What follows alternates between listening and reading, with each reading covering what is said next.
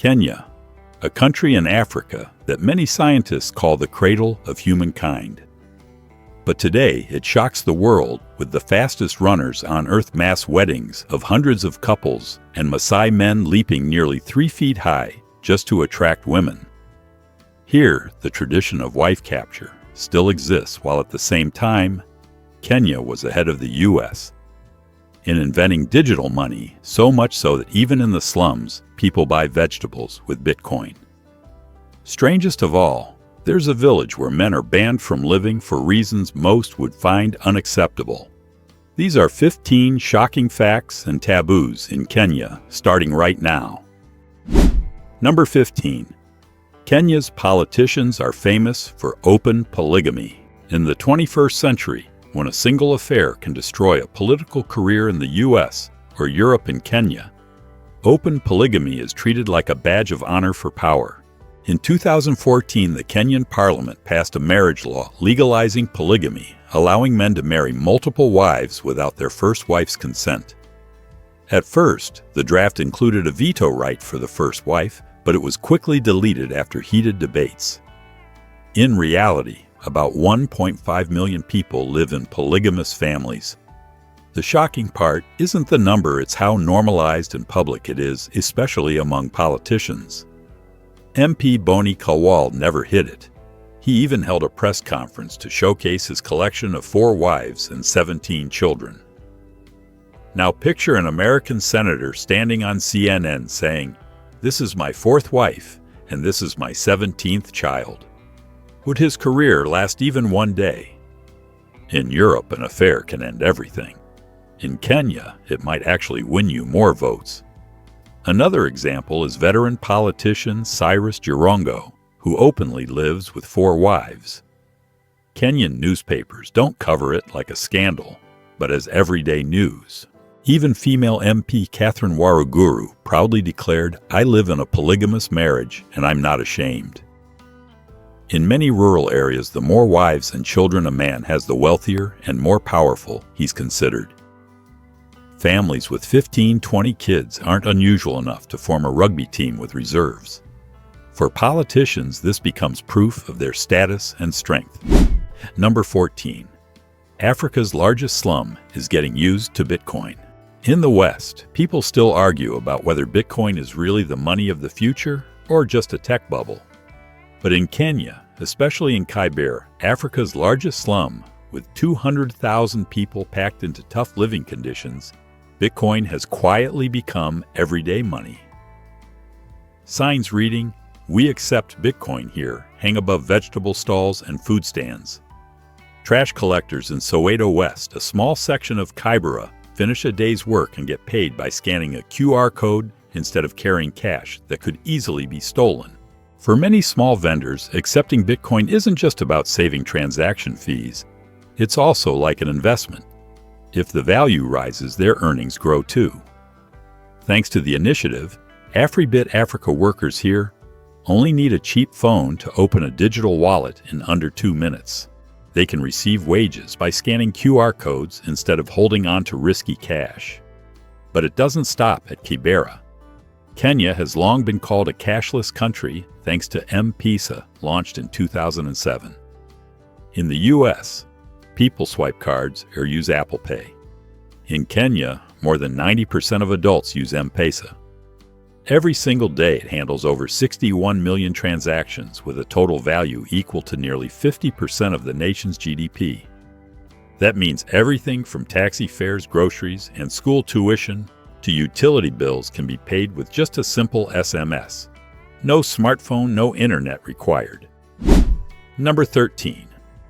The strange tradition of wife capture in Kenya. Do you think wife capture only exists in old fairy tales or movies? In Kenya, it still happens in the 21st century, and it shocks anyone used to free marriage in the US or Europe. Here, girls under 20 can be sold off by their parents with or without their consent. If the girl resists, the village places her in a dark house to isolate her until the wedding day, a form of social pressure. On that day, the groom doesn't come alone. He brings a group of men, both to prove his strength and to make sure the bride cannot escape. And the dowry, 20 goats, 3 camels, and 10 cows, worth almost $30,000 if calculated at international livestock prices. It doesn't stop there. The bride must stand outside her house all night before the wedding while the entire village dances. She herself can only sing traditional songs to accept her fate. Among the Maasai, the scene is even more shocking. The bride's father spits on her head and chest during the ceremony. To Westerners, spitting is an insult, but here it's the highest blessing for good luck. Human rights groups estimate that every year thousands of girls in the Pokot and Maasai regions are still forced into marriage. So what do you think, is this preserving ancient culture or a harmful practice that should end? Leave your comment and tell me, would you dare to attend a Kenyan wedding like this? Number 12. Kenya has an island where cars are banned, built in 1370. Lamu is not only the oldest town in East Africa, but is also recognized by UNESCO as a World Heritage Site. What surprises visitors the most, however, is the no cars allowed rule, something almost unheard of elsewhere in the world. In reality, Lamu never needed an official ban. This ancient town was built in the 14th century, with rows of coral stone and palm wood houses along narrow streets that barely fit pedestrians. By the time cars arrived in the 20th century, there was simply no space for them. Here, donkeys and carts became the main mode of transport. To put it in perspective, while the U.S. registers more than 276 million cars every year in Lamu, the only vehicle you might see is an ambulance or a government service car. Almost everything else, groceries, supplies, building materials, is hauled by donkeys. Walking through Old Town Lamu feels like stepping back hundreds of years. Narrow alleys shaded by Swahili rooftops, intricately carved wooden doors, and the scent of spices drifting from seaside markets all recall the once thriving Indian Ocean trade routes. Ironically, the absence of cars is exactly what gives Lamu its unique charm, a place where the pace of life isn't measured by a speedometer, but by footsteps and donkey hooves. Number 11. The only village in Kenya where men are banned from living in the dry Samburu region of northern Kenya, lies one of the world's strangest communities, Umoja, which in Swahili means unity. The village was founded in 1990 by Rebecca Lola Soli and about 15 other women, all survivors of abuse at the hands of British soldiers during the 1980s. Together, they created a community that said no to men. 30 years later, Umoja is home to over 40 women and around 200 children, known worldwide as a kind of feminist utopia, right in the middle of a culture where polygamy and arranged marriages are the norm. Here, men are strictly banned from settling. To the women, men represent not only patriarchy, but also a direct threat to safety and dignity. Boys born in Umoja are raised until adulthood, then must leave to start their own lives elsewhere. This has led many to ask, if men are banned, how does the population grow? In reality, Umoja welcomes women fleeing abuse widows or those escaping forced marriages from nearby Samburu communities. This constant flow of new arrivals keeps the village alive and growing. Life in Umoja is not only about survival. The women manage everything, raising livestock, farming, crafting vibrant beaded jewelry to sell to tourists, and even running a cultural tourism center where male visitors are welcome, but only as guests. They are never allowed to settle or take part in leadership. Yet Umoja's existence has never been easy. Many Samburu men see it as a betrayal of culture. The village has been attacked, surrounded, even burned down multiple times by angry men trying to punish the idea of women's independence. But each time the women rebuilt, treating the destruction itself as proof that they were on the right path. Number 10. Kenya. The starting point of human history. If you're searching for the ultimate answer to the question, where did humans come from? Kenya is the place to go. The Turkana region and the Great Rift Valley are not only stunning landscapes, but also the cradle of humankind, where scientists have unearthed some of the oldest human ancestors ever discovered. Here they found the Turkana boy fossil, an almost complete skeleton of Homo erectus, who lived about 1.6 million years ago. Other evidence from this region dates back over 2 million years older than when humans first learned to control fire. What makes this extraordinary is that all these discoveries are concentrated within a 3,700-mile stretch, roughly the distance from New York to Los Angeles. The shifting geology of the Rift Valley exposed ancient sediment layers, creating a natural archive of humanity's earliest history. That's why UNESCO declared the area a World Heritage Site, for its unmatched archaeological importance. Number 9. The country of mass weddings. In many parts of the world, weddings are private events with a few dozen to a few hundred guests. But in Kenya, marriage sometimes turns into a massive community festival. Picture this on a March morning in 2024 at Baraza Park in Matuga. More than 222 Muslim couples exchanged vows at the same time in front of thousands of witnesses. Simple white dresses mixed with bright, colorful shuka fabrics, turning the square into a sea of people. For many poor couples along the coast where the average income is just about $2 a day, this was a rare chance to have a legal wedding without falling into debt. Just a few months later at Serani Stadium in Mombasa, another 150 couples living together tied the knot in a mass ceremony as a way of legalizing love before the holy month of Ramadan. What's striking is that this tradition isn't only for the poor. In 2024, 84 Kenyan police officers joined a mass wedding at St. Paul's University in Limuru, presided over by Dorcas Gachagua, the wife of the deputy president. The goal to encourage family values within the armed forces and highlight the message that marriage is the foundation of social stability. A single wedding in Nairobi can easily cost up to $10,000 the price of a used car in the U.S., far beyond the reach of most Kenyans. That's why mass weddings are not just religious or social events, but also a financial solution that makes love legally recognized. Number 8. The only African nation that banned plastic bags.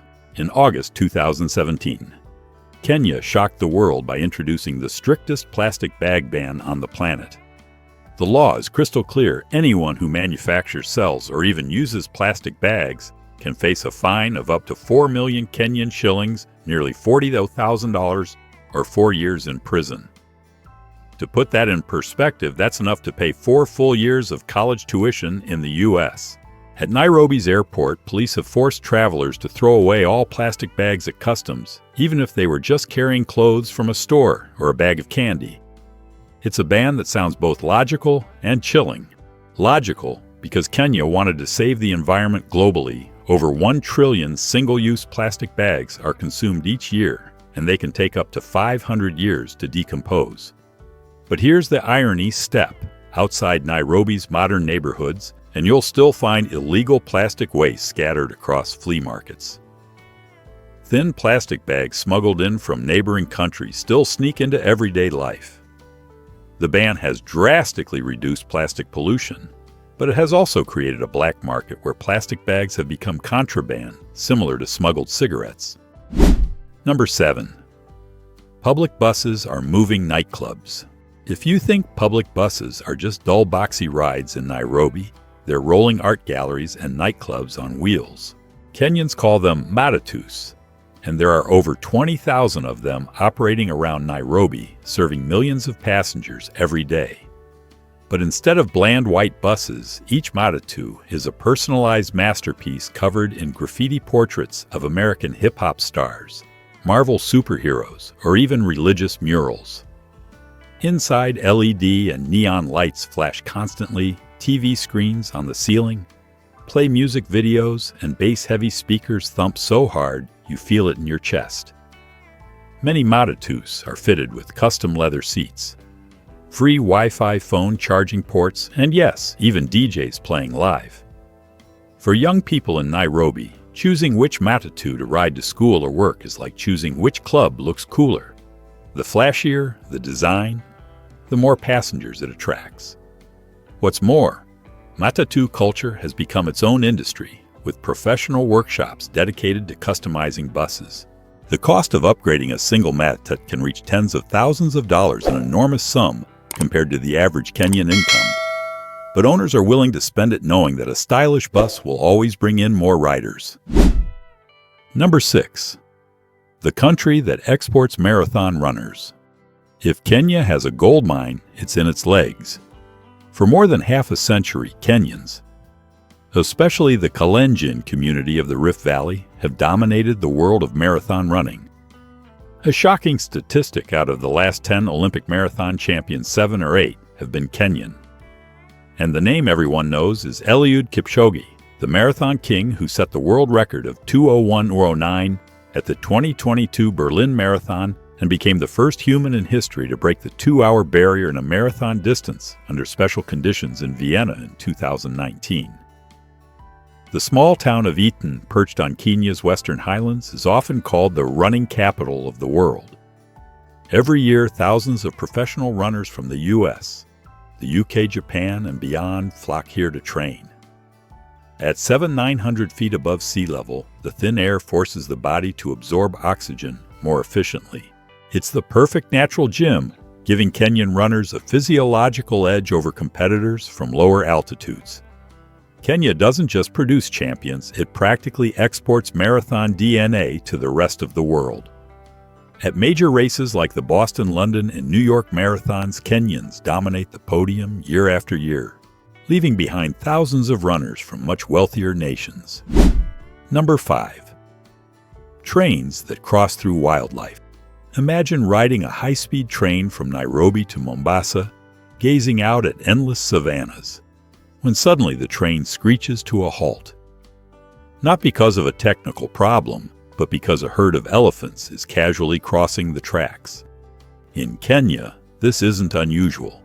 The modern railway, stretching more than 300 miles, about 480 kilometers, cuts directly through Nairobi National Park, one of the only national parks in the world located inside a capital city.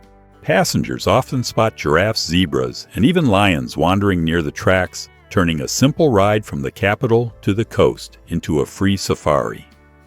This explains why Kenya is considered the world's top safari destination, winning that title 7 years in a row at the World Travel Awards. Parks like Maasai Mara, home to the great migration of more than 1.5 million wildebeests and zebras crossing the Mara River each year, or Amboseli, where elephant herds march beneath snow-capped Mount Kilimanjaro, have cemented Kenya as the epicenter of global wildlife tourism. No other country offers such a unique experience of going from train ride to safari. With just a train ticket and no park entrance fee, you can witness majestic wildlife crossing right before your eyes. Number 4. The higher a Maasai man jumps, the more attractive he is. On the wide grasslands of Kenya and Tanzania, where crimson sunsets blanket distant mountains, there's a courtship ritual that amazes the modern world. The Maasai, one of Africa's most famous tribes, measure male strength and charm, not by luxury cars or bank accounts, but by how high a man can jump. In the traditional Adamu ceremony, young men form a circle, hands on their hips, and take turns leaping straight into the air, landing with their heels never touching the ground. Some can spring over 31 inches, nearly the height of a dining table in the US. This isn't just performance. For the Maasai, it's a test of endurance, courage, and most importantly, a public display of romantic appeal. Village girls watch from the sidelines, their eyes fixed on the highest jumpers. And the unspoken rule is simple: the higher the jump, the greater the chances of winning a woman's heart. Compare this to the Western world, where young Americans might swipe on Tinder hundreds of times a day to find a date. Here, one powerful jump is the perfect profile. The Maasai joke that you don't need an iPhone to impress women, you just need strong legs. Number 3. Nairobi's container city. Just outside Kenya's capital, Nairobi, there's an area that amazes any visitor who passes by. Hundreds, Some estimate more than 500 old shipping containers stacked painted and recycled into a colorful residential and commercial hub. Containers themselves aren't unusual in Kenya. The port of Mombasa, one of Africa's largest maritime gateways, handles more than 1.4 million TEUs container units every year. Some of these, instead of being scrapped or shipped back, end up in Nairobi, where they're reborn as homes cafes and even startup offices. Global trade has unintentionally turned Nairobi's outskirts into a vibrant patchwork container city. With prices ranging from just $500 to $3,000 per container, a Kenyan family can own a mobile home complete with electricity, water insulation, and surprising durability. In a city where living costs skyrocket each year, this has become a life-saving housing solution. Beyond shelter, many containers have been transformed into hipster cafes, tiny offices, and co-working spaces. In bustling neighborhoods like Kilimani or Westlands, you'll spot brightly painted containers decorated with graffiti and street art hangouts, where tech-savvy youth and artists gather to sip coffee and discuss startups. This boom has even laid the foundation for Kenya's proud new nickname, Silicon Savannah. Young startups, instead of paying thousands of dollars a month for traditional office space in central Nairobi, launch their ideas from containers. Cheap, quick to build, and easy to customize, they perfectly mirror the flexible spirit of Africa's tech revolution. Number 2. Lake Natron, the place that turns creatures into stone. On the wild borderlands between Kenya and Tanzania lies a lake with surreal, almost terrifying beauty, Lake Natron. Locals call it the Death Lake because its waters hold silent destruction. The lake's pH can climb as high as 10.5, almost like ammonia, causing skin burns after just minutes of contact. On top of that surface, temperatures often reach 140 degrees, like a giant boiling cauldron in the middle of the African desert. Imagine this: a bird swoops down to drink its wings drenched, and within a short time, its body is coated in alkaline minerals. When the waves push it ashore, the creature looks as if it has turned to stone, covered in a white-gray crust, a sculpture in nature's gallery. Famous photographer Nick Brandt shocked the world with haunting images of these calcified birds scattered along the shoreline. Technically, they're not petrified stone, but the hardened mineral coating makes them look like eerie works of art. Yet the strangest paradox is that this deadly place is the only safe haven for lesser flamingos. More than 75% of the world's flamingo population breeds here. These delicate birds, with their thin legs, have evolved to withstand the alkaline water that no other species can survive, turning this death lake into a fortress that protects them from predators. For visitors, there's no swimming, no touching the water. You can only watch from a distance as the blood-red surface reflects the blazing African sun. Number 1. Alcohol sales. Banned outside restricted hours. In Kenya, alcohol is controlled by one of Africa's strictest laws, the Alcoholic Drinks Control Act of 2010, casually but ominously known as the Mtuto Law. The goal is ambitious: reduce alcoholism and maintain social order. But what shocks visitors most is the clock. Bars in Kenya can only open from 5 p.m. to 11 p.m. on weekdays, with a small concession on weekends 2 p.m. to 11 p.m. Supermarkets and liquor stores have a bit more leeway from 10 a.m. to 8:30 p.m., but in rural areas, you'll have to wait until 5 p.m. just to buy a beer. Restaurants can only serve alcohol with meals in hotels, or private clubs need special licenses. In other words, alcohol is off limits for impulse buyers. And the penalty's harsh. A bar owner selling outside permitted hours can be fined up to 30,000 Kenyan shillings, about $370, nearly a month's salary for many workers, or face up to 9 months in jail. Police have the authority to raid any time, even arresting customers if it's proven the bar served past hours. This law has reshaped Nairobi's nightlife. When the clock strikes 11, it's as if the entire city hits a party-off switch. Of course, some bars try to bend the rules, hiding beer in water bottles or locking doors while secretly serving inside. but anyone caught risks losing everything: money, license, and reputation. And with that, we've journeyed through a Kenya full of contradictions. Are these traditions and laws points of national pride or cultural shocks that demand change? Share your thoughts in the comments. Would you preserve tradition or push for reform, and why?